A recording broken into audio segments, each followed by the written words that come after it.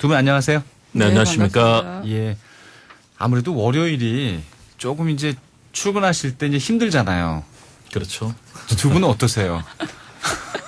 저 오는데요. 오늘은 별로 막히지 않더라고요. 지난주는 좀 많이 막혔죠. 네, 예. 그래서 오늘은 그런대로 교통은 수월했다. 예.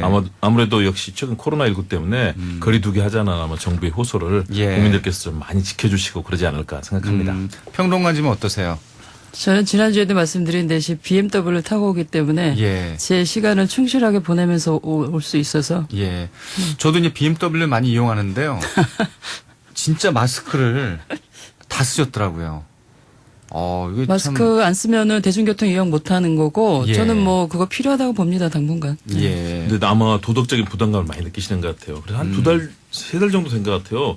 저도 대중교통 이용하면서 마스크 안 쓴 분을 요즘 거의 본 적이 없습니다. 네. 그만큼 서로를 지키고 존중하고 역시 대한민국 K 방역 대단하다는 생각을 합니다. 예. 그것도 그렇고 저는 이제 월요일 날 아침에 일어날 때가 힘들어가지고요. 그것도 한번 여쭤보려고 했더니 다들 뭐 아침에 일찍 일어나시는 것 같아요. 두 분 다. 지금 5주 차인가 이런데 아직 적응이 안 되셨나요? 전 늘 월요일마다 새로운 월요일을 맞고 있어서요. 예. 예, 오늘은 이제 이 얘기부터 해야 될 것 같습니다. 그 여야의 협치, 과연 21대 국회 가능한가 이런 주제로 좀 얘기를 좀 시작해 볼 텐데 지난 주만 해도 이제 이 21대 국회 시작되기 전에 이 청와대에서 이제 문재인 대통령 또 여야 원내대표들 만나면서 분위기가 좋았습니다. 이거 좀 어떻게 보셨어요? 뭐 청와대 경내 불상 앞에 가서 또 이렇게 합장하는 모습도 좀 공개가 됐고요. 평론가님 어떻게 보셨습니까?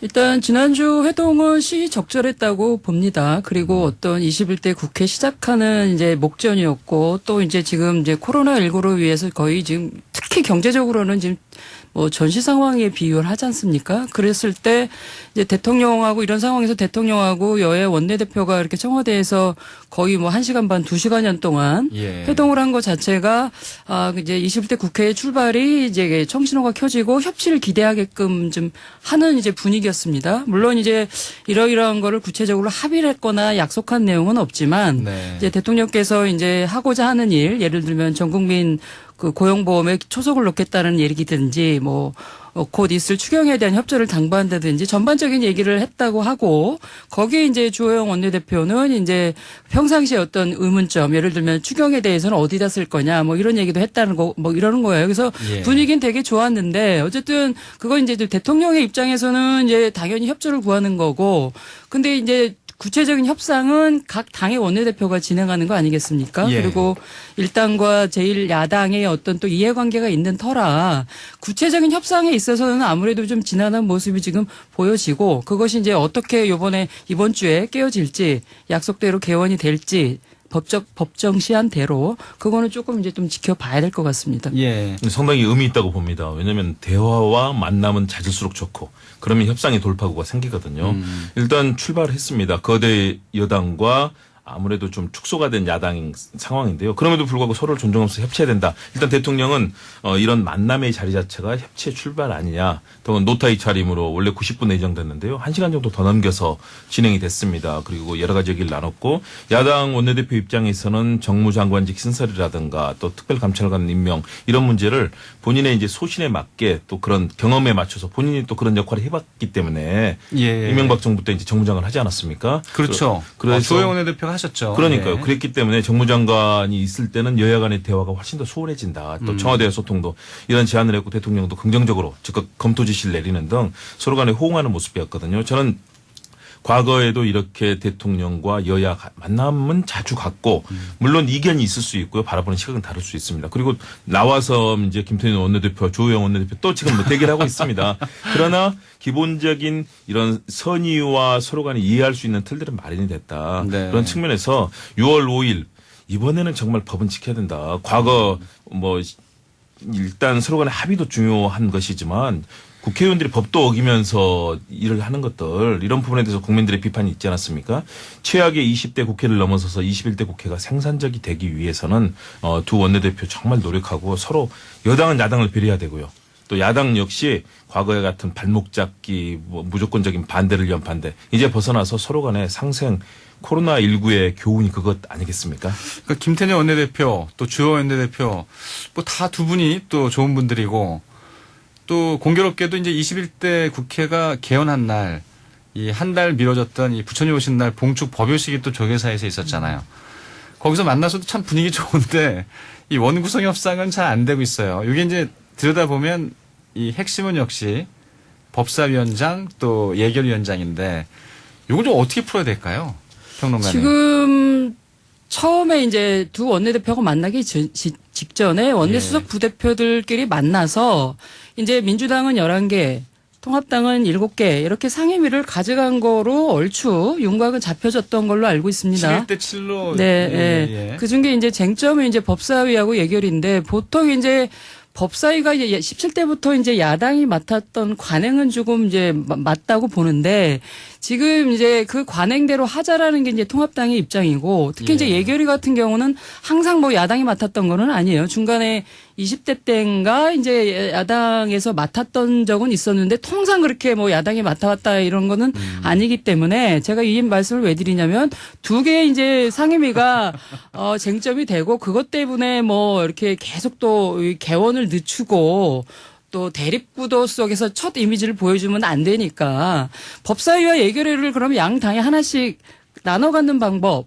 또 하나의 뭐 타협이지 않습니까? 지금은 이제 여당은 이 국민의 이 지지를 많이 받았기 때문에 이 두 개 다 갖고 가야 된다는 거고 야당은 견제를 위해서는 또 두 개 다 갖고 가야 된다는 거고 1대1 하나씩 이렇게 나누는 게 좀 합리적이다 이렇게 보시는 거네요. 그러니까 예를 들면 이제 과반 이상을 획득했기 때문에 그것도 예. 과반도 그냥 뭐 150, 뭐 3, 4 이것도 아니고 177 3분의 2가 석입니다. 넘는 예. 168석이 넘는 이제 네. 177석이니 다 가져가겠다는 논리인데 이런 식의 논리는 과거에 이제 지금 통합당이 여당이었을 때 과반을 넘었을 때도 말은 한 적은 있다고 해요. 실제 그렇게 결론은 지어지지 않았는데 근데 네. 이거는 사실은 있을 수가 없죠. 어쨌든 통합당도 103석이고 그다음에 이제 무소속 4명이 들어오면 107석이 되지 않겠습니까? 나름대로 이제 유의미한 숫자라고 볼 수 있기 때문에 아무리 177석이라도 상임위원장 18개를 다 가져간다는 건 말이 안 되는 거고 지금 쟁점이 되는 것에 대해서 그러면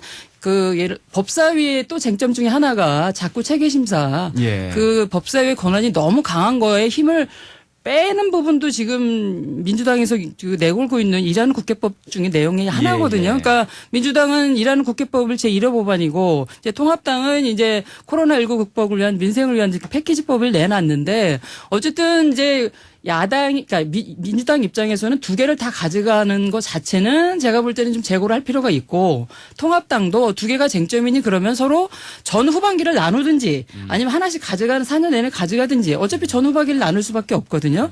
그런 어떤 제3의 안이 좀 필요하지 않을까. 예. 뭐 민주당이 다 가져가는 건 좀 문제가 있다고 봅니다. 예. 정치는 협상 아니겠습니까? 그렇죠. 저는 뭐 마크 협상이 벌어지고 있고 대신에 전제는 6월 5일 그러니까 국회 이제 구성된 지 일주일 만에 개원한다는 법 아니겠습니까? 지켜야죠. 이번에는 꼭 지키길 바라는 마음이고요. 그런 측면에서 협상을 해야 된다. 물론 여당이나 야당의 입장 들어보면 다 일리가 있어요. 야당 입장에서는 견제에 위해서 필요하다. 야당이 더 작아졌는데 견제해야 된다. 이런 얘기도 일리가 있고요. 여당 다 가져가야 된다. 실제 미국이라든가 외국 보면은 상임위원장을 다수당이 다 가져가는 그런 나라들이 많이 있습니다. 그리고 과거에 또 그런 전례가 과거에 있었습니다. 군사정권 시대라든가 그 전까지는. 그러나 저는 지금은 그것은 맞지 않다고 봅니다. 지금 나오는 맞지 것은 않죠. 예. 지금은 협상용이라고 저는 생각하고요. 대신에 협상의 기조를 어떻게 잡아야 되느냐. 예를 들어서 서로 간에 뭐 하나씩 핵심 쟁점이 되는 상임위를 나눠 갖는 거는 충분히 가능한 시나리오인데요. 일단 법사위는 바뀌어야 된다고 봅니다.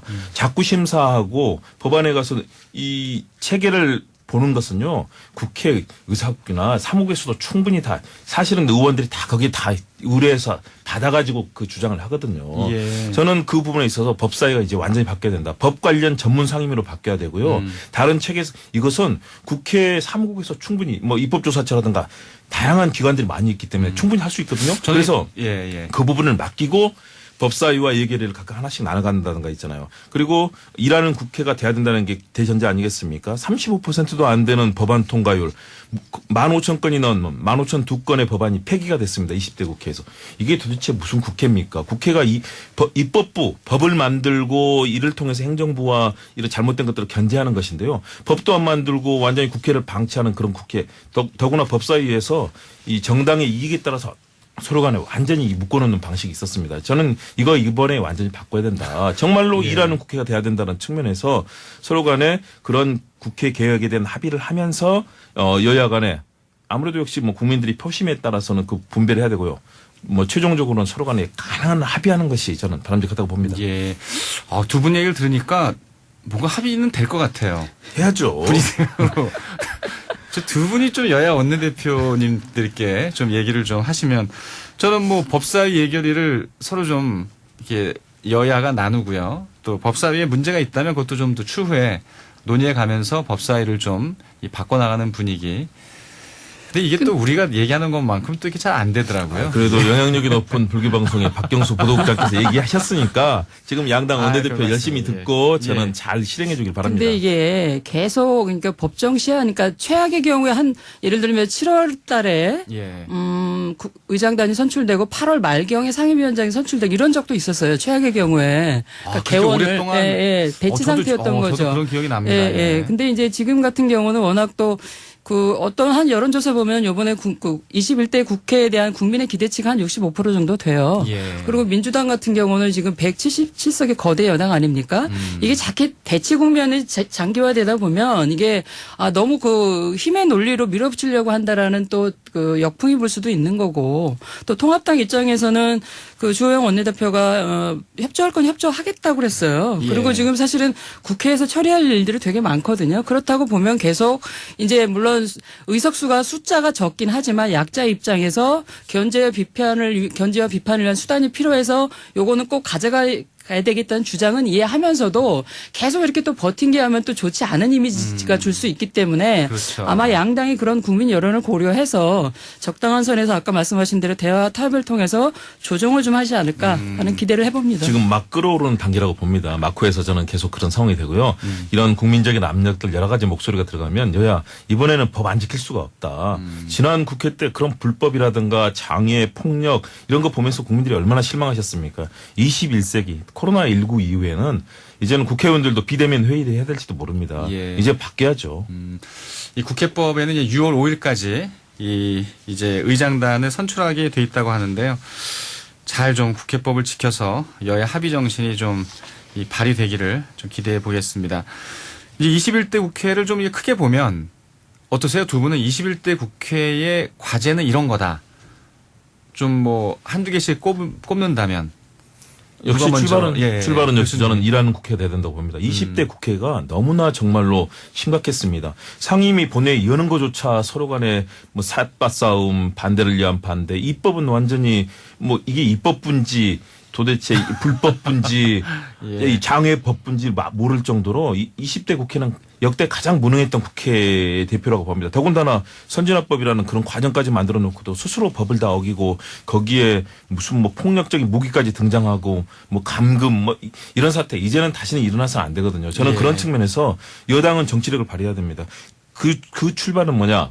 국회가 제대로 일하게 되면 뭐 추경이든 법안이든 뭐든지 제대로 제때 제시한 안에 그리고 국민들이 필요로 할 때 그때 법안이 통과될 수 있을 거거든요. 저는 그래서 정말로 서로에게 발목을 잡거나 여당은 정말로 과감한 양보를 통해서 야당을 끌어들여야 되고요. 야당 역시 그 과거에 저항하던 지금 시대가 과연 뭐 군사 독재 정권에서 뭐 올가매고 좀 뭐 남산으로 불러들여서 고문하고 이런 시대는 아니지 않습니까? 그렇다면 절차와 형식 그리고 법은 지켜져야 되고 안 되면 역시 그 부분에 있어서 국민들이 아마 따가운 질책이 있을 겁니다. 예, 일하자 이런 얘기고요. 그럼요. 예, 평론가님은. 뭐 저도 비슷한 맥락인데 어쨌든 국회는 행정부를 견제하는 게 일단 있어요. 그래서 견제를 하려면 어떻게 되면 본인 국민들이 일단 실력이 출중해야 됩니다. 그러니까 우월해야 되거든요. 그러니까 지적 능력, 지성, 집단 지성, 뭐 개인의 어떤 도덕적 역량 모든 게 국민들이 어떤 사랑과 존경을 받아야 잘못된 행정부를 견제할 수 있고 비판할 수 있거든요. 그 예. 안에는 청와대도 들어가는 거예요. 그래서 21대 국회의원들이 공부 열심히 하시고 개인의 어떤 정치적 도덕적 이런 부분도 국민들한테 지탄받지 않게 또 행동을 해야 될 것이고 그래서 지금 코로나19로 인한 국난을 국회가 선도하는 모습을 보여야 된다. 그러니까 일 잘하는 국회가 돼야 되는 거죠. 저는 예. 그것이 21대 국회 바라는 점입니다. 두 분 얘기 들어보니까 역시 21대 국회는 이 집단 지성의 자질을 갖춰 나가면서 일 열심히 하자. 국민들을 위해서. 이렇게 정리하면 잘하자야죠. 잘해야죠.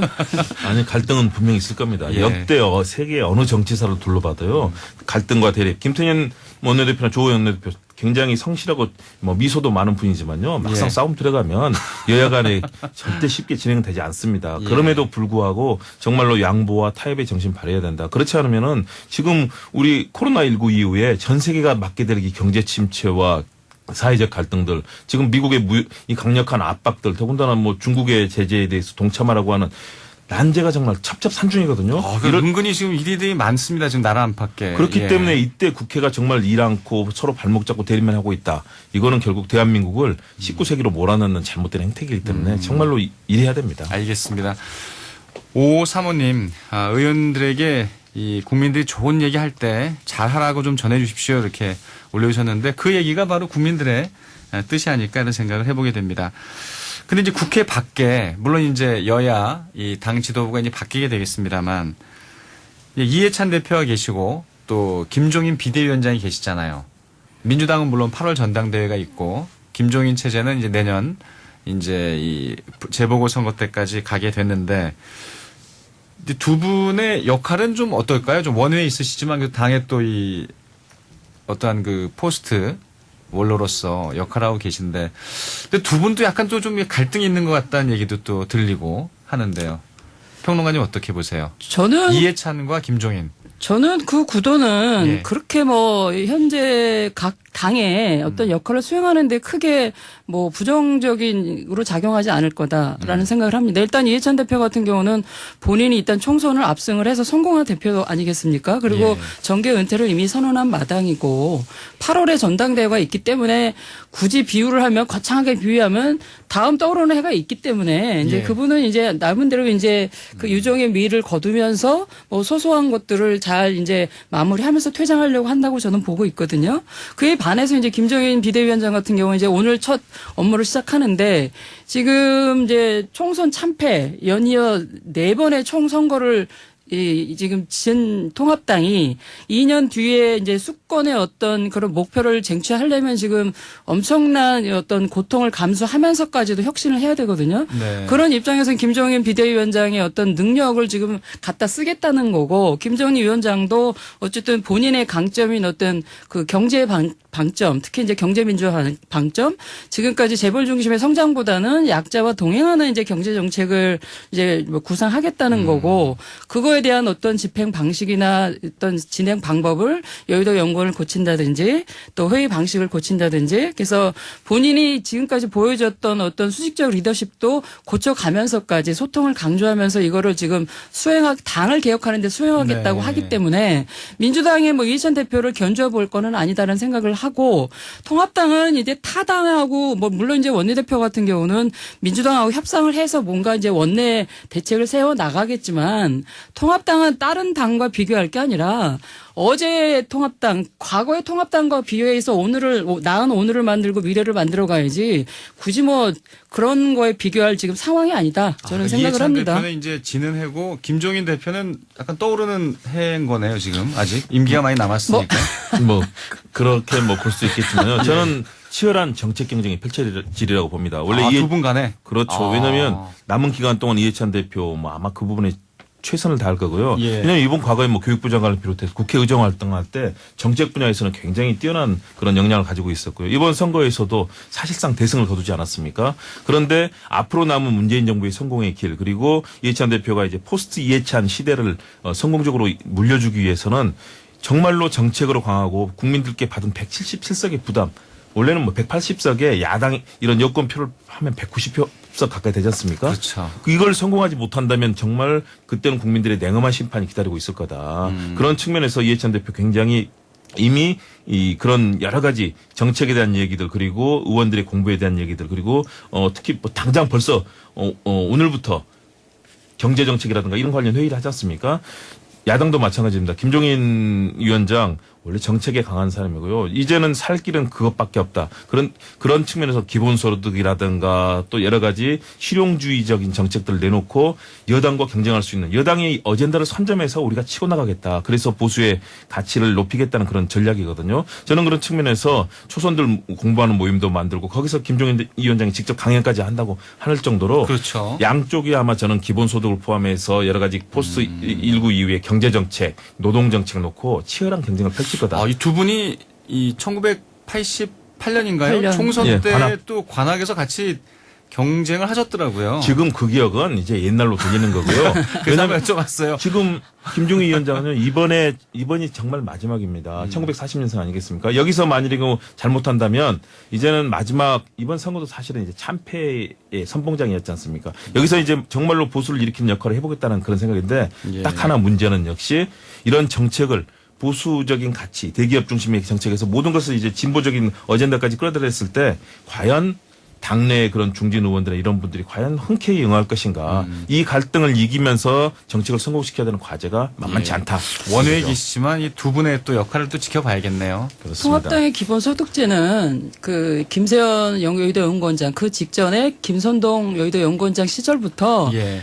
깊숙이 해서 이제 검토를 하고 있었던 겁니다. 그래서 저는 아쉬운 게 왜 이번 총선 때 그런 정책적 아젠다를 펼쳐 보이지 못했는지 거기에는 뭐가 드러나냐면 사실은 이제 황교안 당시 대표가 전 국민한테 50만 원 주자 이런 얘기를 했는데 거기에 이제 심재철 당시 원내대표가 반대하고 그렇죠. 다른 기류가 읽혔었어요. 그래서 뭔가 되게 복잡한 내부에서 정리되지 않은 그런 목소리들이 많이 나왔거든요. 그것이 사실은 한나라 그러니까 지금 통합당이 해결해야 될 문제인 거죠. 김종인 비대위원장이 실력 발휘를 못했네요. 할 수 있었던 기회에. 왜냐하면 지금 이 코로나 때문에 그리고 이제 이 선거판을 조금 이제 그런 어떤 의제 중심으로 가져가지 않은 어떤 그런 부분도 좀 작용했다고 보고 그 뼛속 깊은 지금 통합당 의원들의 어떤 가치 부분에 대해서 되게 스펙트럼이 넓다. 이런 부분에 대해서는 이제 그 부분이 이제 당의 어떤 화합이나 통합이 돼야 되는 부분이 있습니다. 그래서 그런 기본소득제에 대해서 통합당이 일찌감치부터 검토를 하고 있었는데 이번 선거 때 보이지 못했고 과연 이제 다음 대선 때 그것이 제대로 정립이 돼서 당론으로 보여질 거냐 이 부분은 또 지켜봐야 될 대목이에요. 그게 이제 결국은 그동안에 주장했던 보수적인 가치들 그리고 통합당 과거에 이제 새누리당 한나라당부터 이어졌던 시절에 보여줬던 여러 가지 정책적인 측면들 경제 정책이 사회 정책 노동 정책 많은 부분과 연계되어 있거든요. 예. 그런 부분에 있어서 아마 상당한 저는 갈등은 있으리라고 봅니다. 왜냐하면 내부에서 아주 굉장히 극우적인 성향의 분들도 계시고 바꿔서는 안 된다는 그런 얘기를 하는 분도 많지 않습니까? 그런 여러 가지 반대를 김종인 위원장이 과연 어느 정도로 설득해낼 수 있을지 그래서 초기부터 이제 그런 정책과 공부에 대한 이런 흐름으로 가면서 당을 바꾸겠다는 것인데요. 일단 만만치 않은 그런 속에서 정치적 과제를 안고 있다. 쉽지는 않을 겁니다. 이 기본소득 얘기가 나와서 그런데 이 정세균 총리가 오늘 한 언론에 기본소득은 청년부터 해야 되지 않겠냐 또 이런 의견도 주셨는데 아무튼 지금의 이 화두는 이 기본소득에 좀 많이 모아지고 있는 것 같아요. 정책적인 면에서는. 국민의 어려움이 크기 때문에 예. 그런 아니, 겁니다. 국가적으로 예. 필요해요. 기본소득은 전 국민을 고정된 액수를 평생을 주기 때문에 예. 기존의 복지 체계를 어떻게 재편할 거냐 이거는 전 국민의 그 어떤 고민과 성찰과 통찰이 필요한 거죠. 이 얘기는 좀 다음 주에 좀 이어가도록 해야 되겠네요. 예, 중요한 얘기여서요. 예, 오늘 얘기 잘 들었습니다. 금주의 정치전망 김홍국 대진대 개건교수 최순애 시사평론가였습니다. 두 분 고맙습니다. 네, 감사합니다.